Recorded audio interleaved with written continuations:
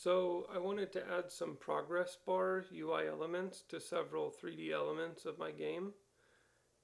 And at first I tried adding a 3D version of a progress bar just by layering two different mesh components, one over the other, and then adjusting the progress portion of that as needed.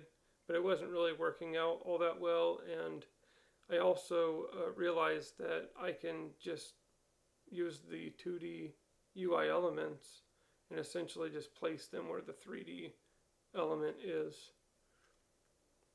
So this is really easy to do in Godot. Now I'm using C#, but the code is essentially the same in GD script. And I've added an example of what the GD script might look like right here.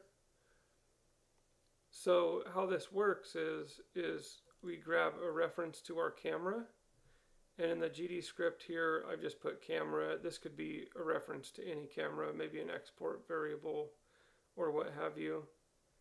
And then we call unproject position, and then we pass in a vector 3. In this case I'm using the global position of this exact node, and this node is placed underneath the 3D element that I want the progress bar to show up on.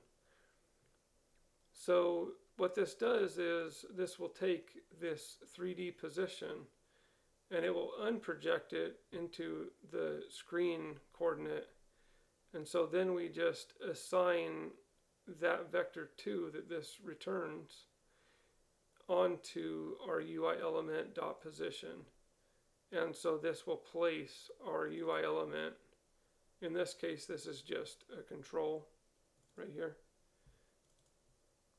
and it'll just place this UI element in 2D space in the same place that the global position of this node 3D is on the screen. So that's pretty much it. I hope this video helps you, and have a great day. Bye.